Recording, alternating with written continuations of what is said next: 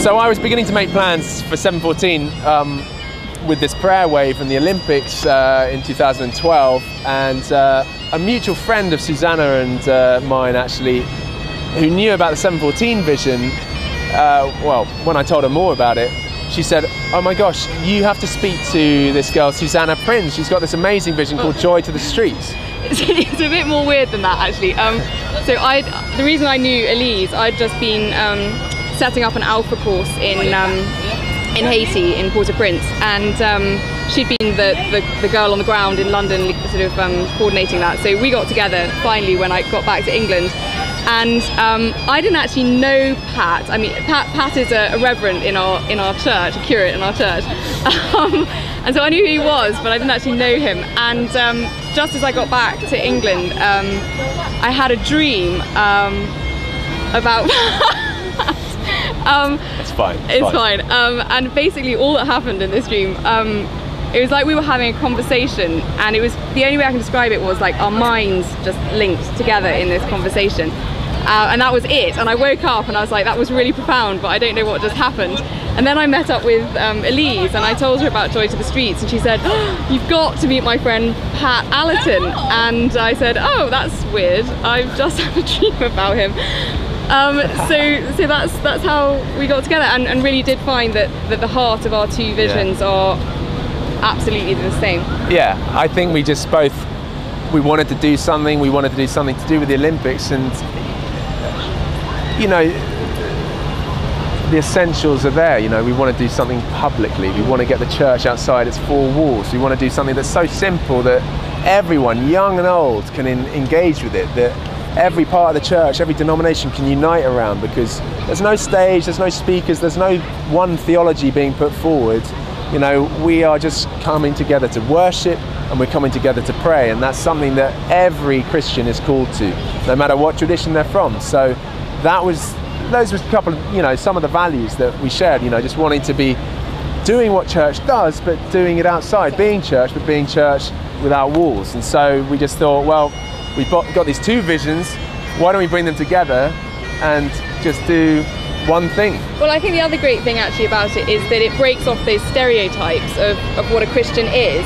We want Methodists, Catholics, Pentecostals, Anglicans, like the whole shebang. And I mean, Baptists. Yay. But just imagine a day when you're walking down the street and you're maybe not a Christian, and you see a bunch of like old ladies singing on the streets, just singing their hearts out, and you think that's odd. And then you walk around. That really is odd. No, walk around a corner and you just see, you know, a black gospel top choir just going for it. Yeah. And it just totally blows into the open of like who we are, and just breaks that stereotype and shows the world, as the eyes of the world come to London for the Olympics, that the church is alive. We want to welcome the world to London with the joy of the Lord, in worship and prayer. And I think it's also important, this is a really important year. We've got the Jubilee, we've just had the Jubilee. It's 2012, I think there's something kind of prophetic about that number, but also it's the Olympics. And you know, if we don't stand up and unify ourselves as one church and say, you know, this is a Christian nation, and the church is still thriving and Jesus is still alive, no one else is going to say it for us. So I think it's a really important opportunity. And it's that unique opportunity. I mean, 2012, I mean, when are we going to have the Olympics in London ever again? When are millions going to be descending on our capital city? When are the eyes of a watching world going to be on us again? And this is just a simple, I mean, the church is doing lots of different things, but this is just a really simple opportunity for the church to gather as one, you know, and unite publicly, to be seen, to be heard. You know, Pentecost, the Spirit came and the disciples were, you know, revved up, they were filled, you know, fire came from heaven, a wind was heard, they spoke in tongues, and it says that the crowds in Jerusalem were drawn to this sound. And the heart of this is wanting to, you know, be a sight, be seen, be visible, but also to be a sound and to make a sound for Jesus that draws a crowd. I mean, look how many people are here in Trafalgar Square right now.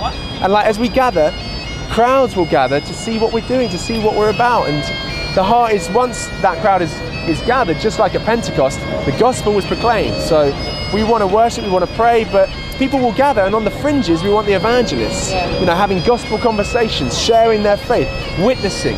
You know, we want people going out to, you know, in prayer triplets, in small groups, you know, going out and doing a bit of street prayer, street, you know, evangelism, sharing their faith in the coffee houses, on the streets, in Soho, wherever, just around here. I mean, the opportunity is huge, but it is unique, and it will pass us by like that.